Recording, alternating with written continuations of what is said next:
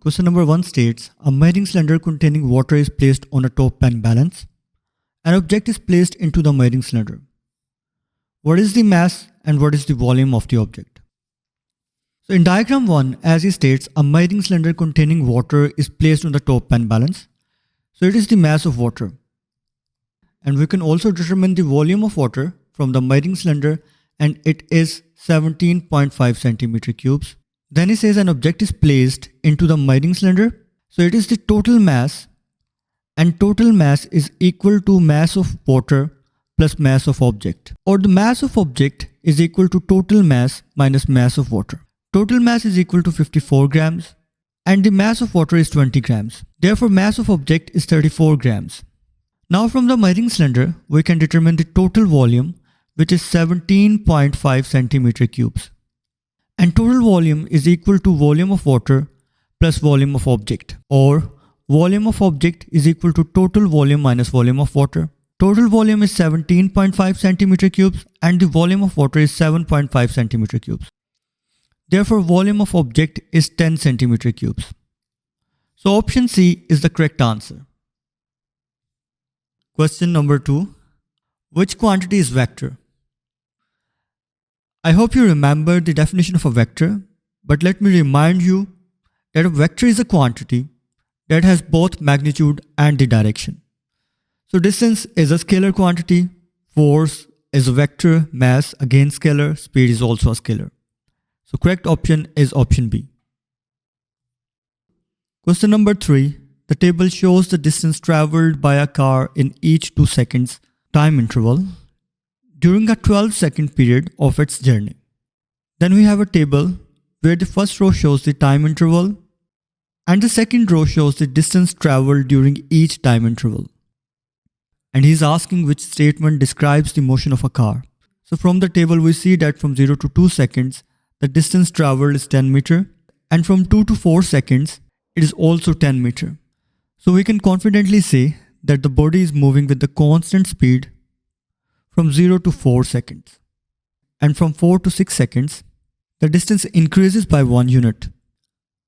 From 6 to 8 seconds, by 2 units. From 8 to 10 seconds, by 3 units. And finally from 10 to 12 seconds, by 7 units.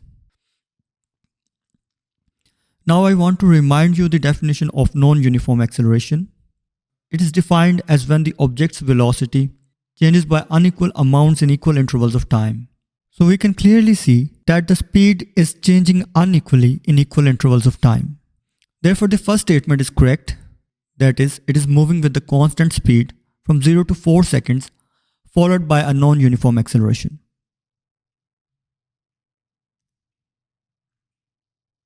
Question number 4. Two cubes, x and y, have the same mass, but the length of a side of x is twice that of y. What is the value of the ratio density of x to the density of y? So let me draw it for better simplification. Now let's calculate the ratio. Density of x to density of y is equal to, as the density is defined as the mass per unit volume, and the mass of the x is m divided by its volume, which is 2L cube, divided by density of y. And the mass of y is same, which is m divided by its volume, which is L cube. We can write it as m divided by 2L cube times L cube divided by m. Or we can simplify it as L cube divided by 8L cube, or 1 over 8. And 1 over 8 is equal to 0.125. Question number 5. An object slides down a frictionless slope as shown. As the object presses on the surface pushes back on the object. In which direction does the surface push back on the object? So here the force which pushes back on the object is the normal force. And let me remind you the definition of the normal force. The normal force is the force exerted by a surface on the object resting on it, and its direction is always perpendicular to the surface. In our diagram, the only vector which is perpendicular to the surface is vector c. Therefore, it is the correct option. Question number 6. A car traveling on a straight road brakes and comes to a stop. Which row gives the expression for calculating the thinking distance and gives a variable that affects thinking distance? So first let me remind you the definition of the stopping distance.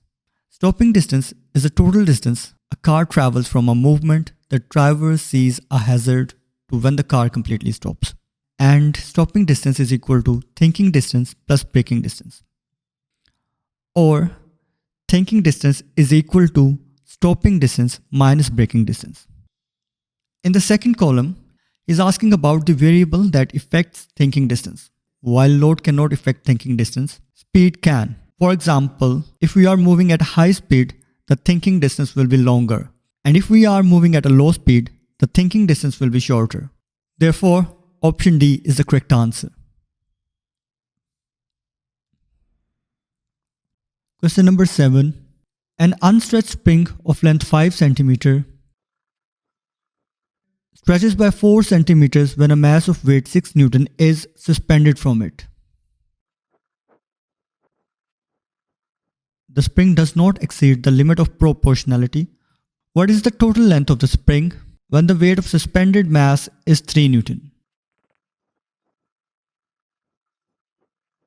From here, the total length is equal to original length of the spring plus the extension when the weight of suspended mass is 3 Newton. So original length is known, which is 15 cm, but we have to find the extension in the spring when the weight of suspended mass is 3 Newton.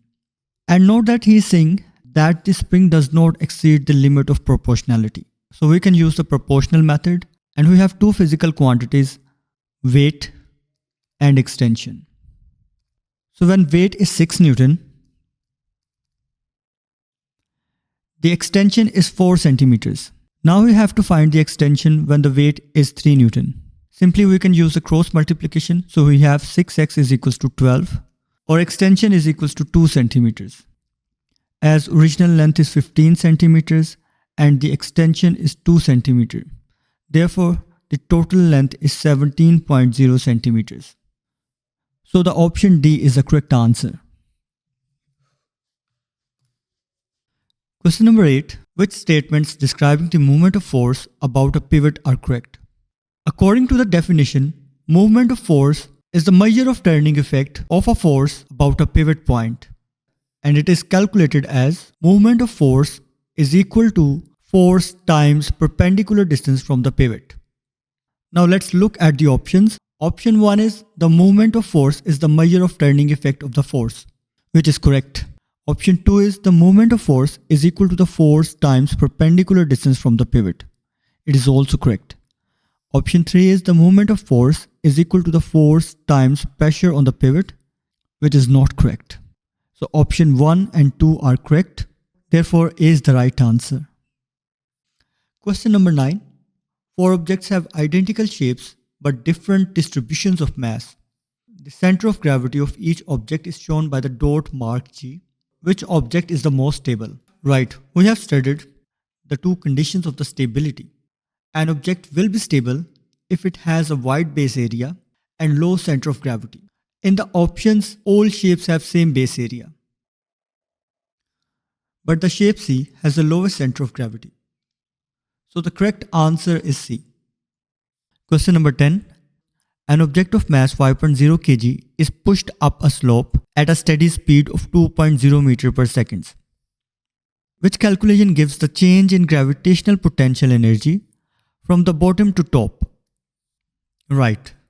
So this question is related to the gravitational potential energy, which is defined as potential energy is the energy stored in an object due to its position, and the gravitational potential energy is calculated as mass times gravitational field strength times height.